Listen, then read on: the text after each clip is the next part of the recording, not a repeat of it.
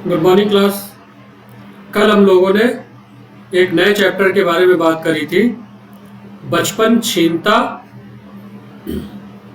बाल श्रम। ठीक है, तो उसमें हम लोगों ने 2-3 परिभाषाएं लिखी थी। इसके बाद एक मीनाक्षी अग्रवाल की परिभाषा है, इसको भी आप लोग नोट डाउन कर लीजिएगा। ठीक है ना, परिभाषाएं ज़्यादा से ज़्यादा याद रखिए ताकि इनको आप लिख सके परीक्षा में। बाल श्रमिक 14 वर्ष तक के बेसहारा अथवा शोषित बच्चों की वह श्रेणी है जो अपने या कुछ दूसरे लोगों के लिए आजीविका उपार्जित करने के लिए बाध्य हैं तथा जिनके द्वारा किया जाने वाला श्रम अनियमित व साधारणतः गैर कानूनी होता है। यानी कि हमारे वह मजदूर जो 14 वर्ष से छोटे होते हैं, असुरक्षित होते हैं, सद्भावना से मतलब ग्रसित होते हैं। ठीक है ना, उनको सद्भाव, प्रेम, इन सारी भावनाओं का जो ममत्व है या जो हिस्सा है वो नहीं मिल पाता है, तो वो सारे लोग बाल श्रमिक के अंतर्गत आ जाते हैं। ठीक है ना, और वो अपनी आजीविका के लिए जो भी श्रम करते हैं वो गैर कानूनी होता है। इसके बाद इन्हीं परिभाषाओं के माध्यम से कुछ बाल श्रमिक की विशेषताएं हैं। क्या विशेषताएं हैं? जो 13 और 364 दिन के नीचे रहता है वो बाल श्रमिक के मतलब अंतर्गत आता है।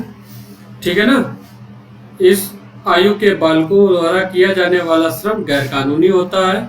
ये जो मजदूर होते हैं, बालक होते हैं एक तो, दूसरा बेसहारा होते हैं, शोषित वर्ग के अंतर्गत आते हैं ये लोग। मतलब ये जो बाल श्रमिक क्या होता है, साधारणतया सस्ती मजदूरों के लिए सेवा नियोजित किए जाते हैं। यानी कि जो एक मजदूर है जो 14 से ज़्यादा उम्र का है वो ज़्यादा पैसे लेता है एक दिन की मजदूरी के लिए, लेकिन जो हमारे बाल श्रमिक है वो अपने जीविकोपार्जन के लिए कम पैसे में भी काम करने के लिए तत्पर रहते हैं। ठीक है ना, विश्व बैंक द्वारा जनवरी 2000 में प्रकाशित एक रिपोर्ट दुनिया में सबसे अधिक लगभग 6 करोड़ बाल श्रमिक भारत में हैं। ठीक है ना, जिसमें 1.5 करोड़ बंधुआ बालक श्रमिक भी सम्मिलित हैं। इसके बाद वो लोग क्यों बाल श्रमिक हो जाते हैं, कौन कौन सी ऐसी समस्याएं हैं जो उनके जीवन काल में आती हैं और एक बाल श्रमिक होने के लिए मजबूर करती हैं। ठीक है ना, तो इसके बारे में बात करेंगे। क्या प्रमुख समस्याएं हैं इसको आप नोट डाउन कर लीजिएगा। बाल श्रमिकों की समस्याएं। ठीक है ना, बाल श्रम अपने आप में एक सामाजिक समस्या है, फिर भी जहां तक उनसे जुड़ी समस्याओं का सवाल है उसे निम्नलिखित रूपों में समझा जा सकता है। ठीक है ना, पहली समस्या क्या है उनकी? स्वास्थ्य की। ठीक है ना, स्वास्थ्य की क्या समस्या है कि जो हमारे बाल श्रमिक होते हैं वो श्रम के द्वारा ना तो पर्याप्त रूप से उनको संतुलित भोजन मिलता है, ठीक है ना पौष्टिक भोजन मिलता है, जिसके कारण उनके आंखों में श्वास संबंधी या पेट संबंधी कई प्रकार के क्या हो जाती हैं समस्याएं, स्वास्थ्य संबंधी समस्याएं पैदा हो जाती हैं। वही सारी चीज इसमें लिखा हुआ है, तो वो सवाल हमारी किस में आएगी? स्वास्थ्य समस्या में आएगी। इसके बाद बाल श्रमिक की दूसरी समस्या क्या है? शिक्षा समस्या। वो अपने जीविकोपार्जन के लिए शिक्षा को बीच रास्ते में ही छोड़ देते हैं और कम आयु में मजदूरी करने के लिए क्या हो जाते हैं? सक्रिय हो जाते हैं। तो अब चूंकि वो अच्छी शिक्षा प्राप्त करेंगे तो उनको अच्छी रोजगार मिलेगा, लेकिन चूंकि वो अपने जीविकोपार्जन के लिए, अपने भरण पोषण के लिए, ठीक है ना, शिक्षा को बीच रास्ते में ही छोड़ के अपने जीविकोपार्जन, परिवार के कल्याण के लिए, अपने भरण पोषण के लिए, परिवार के भरण पोषण के लिए क्या करने लगते हैं? मजदूरी करने लगते हैं। और शिक्षा से उनका कोई नाता नहीं रहता, जिससे कि वह अपने जो भविष्य के लिए है कुछ अच्छा सोच पाए, तो ये सब बेकार हो जाता है। अध्ययनों से पता चला है कि लगभग 80% से अधिक बालक श्रमिक निरक्षर हैं। ठीक है। इसके बाद तीसरा पॉइंट है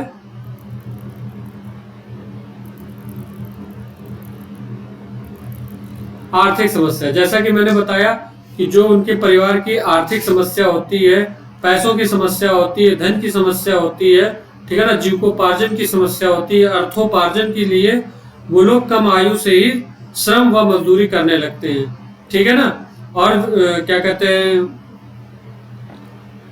जो अपनी सेवा देते हैं उसके उपरांत उनको उचित श्रम भी नहीं मिलता है, वो भी उसका कम श्रम मिलता है। ठीक है ना। तो इस वजह से आर्थिक समस्या सबसे जो उनके परिवार का प्रमुख साधन है, और वो साधन ही कारण है। ठीक है ना, जिसके लिए वो बाल श्रमिक के लिए क्या होता है, श्रम के लिए प्रेरित हो जाते हैं। इसके बाद बाल श्रमिकों की, इसको भी नोट डाउन आप लोग कर लीजिएगा, ये मैं सब नहीं करा रहा हूं, जो आपको लाइन ठीक लगे उसमें आप नोट डाउन कर लीजिएगा। ठीक है। इसके बाद जो अगला पॉइंट है भावनात्मक व मानसिक शोषण। जो हमारे बाल श्रमिक होते हैं उनको मानसिक रूप से प्रताड़ित किया जाता है। ठीक है ना। उनको भावनाओं की उनके ठेस पहुंचाई जाती है, और एक समय ऐसा आता है कि जो उनकी ये जो भावनात्मक को बार बार उनके ठेस पहुंचाते हैं, तो वो उनको उसी रूप में ही ग्रहण कर लेते हैं, यानी कि उसको अपने एक व्यवहारिक जीवन के तौर पर जान लेते हैं। ठीक है ना। तो आप लोग इस लाइन को पढ़ सकते हो। बाल श्रमिकों की एक प्रमुख समस्या उनकी भावनाओं व मन से संबंधित है। निजी घरों, दुकानों, होटलों व उद्योगों से जुड़े बाल श्रमिकों द्वारा बात बात पर गाली सुनना, पीटा जाना व शारीरिक उत्पीड़न आदि आम घटना है, जो इन चीज का विरोध नहीं कर पाते हैं। ठीक है ना। क्यों नहीं कर पाते हैं? क्योंकि उनको अपने जीविकोपार्जन के लिए कहीं ना कहीं तो मजदूरी करनी पड़ेगी, और जब मजदूरी करेंगे तो इन सारी चीजों को वो सुनेंगे। इसके बाद स्वाभिमान की कमी। ठीक है ना। जो उनका स्वाभिमान होता है वो उसको क्या कर देते हैं, खत्म कर देते हैं, और जो भी काम हो, जैसा भी काम हो, वो उस पे लग जाते हैं। जो भी उनका उत्पीड़न होता है उसको वो सामान्य व्यवहार के रूप में ग्रहण करते हैं। ठीक है ना। और उनको जो जितना भी उनका अपमान किया जाता है उनको सहने की आदत हो जाती है। ठीक है ना। और जो जितने भी दुर्गुण हैं, जैसे छोटी मोटी बात पे चोरी कर लेना, झूठ बोलना, जो भी उनके मतलब जीविकोपार्जन के लिए या पोषण के लिए असहायक है, वो उन सारे गलत कार्यों को क्या कर देते हैं, शुरू कर देते हैं, जिससे उनका जो स्वाभिमान है उसका विकास नहीं हो पाता है और उसकी कमी होती चली जाती है। अपराधी व्यवहार। जैसा कि मैंने आपको बताया कि जब हम किसी भी व्यक्ति को बार बार उत्पीड़ित करेंगे, बार बार उसके स्वाभिमान को ठेस पहुंचाएंगे, ठीक है ना, तो वो क्या करेगा, उसके व्यवहार में परिवर्तन आने लगेगा, उसकी प्रवृत्ति क्या हो जाएगी, अपराधी प्रवृत्ति होने लगेगी। छोटी छोटी चीजों में क्या करने लगेगा, झूठ बोलने लगेगा, चोरी करने लगेगा, ठीक है ना, और भी जितने गलत कार्य हैं वो सारी काम करने लगेगा, मादक पदार्थों का सेवन करने लगेगा। ठीक है ना।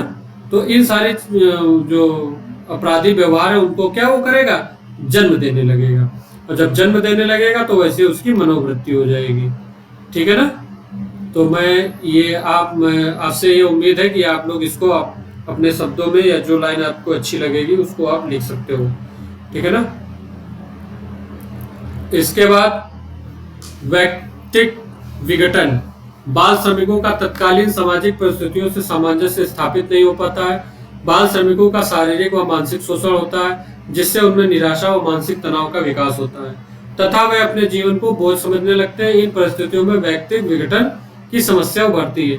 आप लोगों ने देखा होगा कभी कभी वो मानसिक टेंशन के कारण आत्महत्या कर लेते हैं, कहीं घर छोड़ के चले जाते हैं, या कुछ और अपनी घटना घट लेते हैं। वो सिर्फ और सिर्फ इसीलिए क्योंकि उनके शारीरिक और मानसिक का शोषण होता है। वो इस समाज में हमारे जैसे आप लोगों की तरह क्या कर देते हैं, एडजस्टमेंट नहीं कर पाते हैं, जिस कारण उनको इन सारे कदमों को उठाना पड़ता है।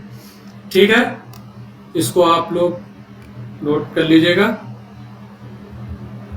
अगला पॉइंट है सामाजिक विघटन। बाल श्रम को सामाजिक विघटन का कारण और परिणाम दोनों कहा जा सकता है, ठीक है ना। इसमें जो इलियट व मेरिल के अनुसार लिखा गया है, विघटित व्यक्ति दूसरों के साथ अपनी भूमिकाओं का सही ढंग से निर्वाह करने में असमर्थ होते हैं, इसलिए सामाजिक विघटन की प्रक्रिया की एक श्रृंखला को प्रस्तुत करते हैं। वो व्यक्ति जो सामाजिक कर्तव्यों, सामाजिक अधिकारों, सामाजिक कार्यों, सामाजिक उत्तरदायित्वों के प्रति अपना जो व्यवहार है वो सही ढंग से नहीं उत्पन्न कर पाते हैं, तो क्या कहलाते हैं? वो समाज से वो अपना नाता तोड़ लेते हैं, ठीक है ना। और समाज भी उनको अलग थलग कर देता है, ठीक है। जैसे पाप, पुण्य, धर्म, संप्रदाय, छल, प्रपंच, ये सब एक दूसरे के विपरीत शब्द हैं, ठीक है ना। तो इनसे क्या होता है, इन सारी चीजों को वो अपनाने लगते हैं, पुण्य की जगह का पाप करने लगे, तो इसी वजह से समाज में उनके विघटन पैदा होने लगता है और उनको समाज उनको स्वयं ही अलग थलग कर देता है।